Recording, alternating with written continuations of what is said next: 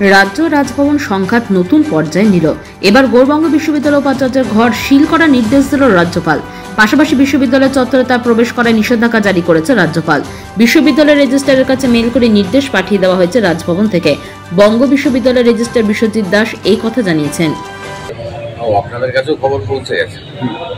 হ্যাঁ, আমি যখন 6:30টার সময় দপ্তর থেকে বেরোচ্ছি তখন আমি মেলটা চেক করি। তার আগে অনেকক্ষণ মেলটা চেক করা হয়।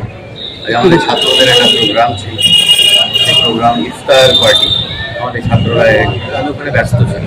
ফিরে এসে যখন মেলটা আমি চেক করি, আপনাদের এই বক্তব্যের সত্যতা আমি স্বীকার করছি, এই ধরনের মেল একটা এসেছে। ওনার দপ্তর থেকে যেটা বলা হয়েছে তাতে হচ্ছে যে প্রফেসর রজত কিশোর দের চেম্বার বন্ধ করে দিতে বলা হয়েছে এবং তাতে করে কোনো যদি অসুবিধার সম্মুখীন হয় পুলিশ প্রশাসনের সাহায্য করতে হয়েছে।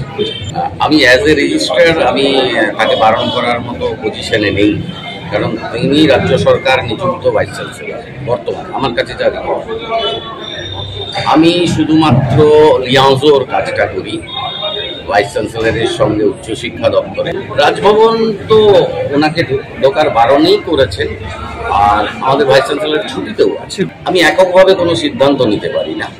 আমাদের বিশ্ববিদ্যালয়গুলো পরিচালিত হয় এক্সিকিউটিভ কাউন্সিলের দ্বারা। এক্সিকিউটিভ কাউন্সিলে চ্যান্সেলরের প্রতিনিধি থাকেন, সেখানে প্রতিনিধি থাকেন ওয়েস্টবেঙ্গল গভর্নমেন্টের হায়ার এডুকেশন ডিপার্টমেন্টের, সেখানে প্রতিনিধি থাকেন হায়ার এডুকেশন কাউন্সিলের প্রতিনিধি থাকেন, এবং সেখানে অধ্যাপকদের প্রতিনিধি থাকেন, কর্মচারীদের প্রতিনিধি থাকেন, এবং আমি থাকি মেম্বার সেক্রেটারি হিসেবে, ভাইস চ্যান্সেলর থাকেন চেয়ারম্যান হিসেবে। রেজিস্ট্রার কোনো এককভাবে সিদ্ধান্ত নিতে পারে না, রেজিস্ট্রারের সেই এখতিয়ার নেই। আমি আমার যে সমস্ত মেম্বাররা আছেন সেই সমস্ত মেম্বারদেরকে মৌখিকভাবে জানিয়েছি, সবাইকে পাইও নি। অ্যাভেলেবেল হলে তাদের সঙ্গে কথা বলবো। আমি যোগাযোগ করার চেষ্টা করছি আমার এক্সিকিউটিভ কাউন্সিলের মেম্বারদের সঙ্গে।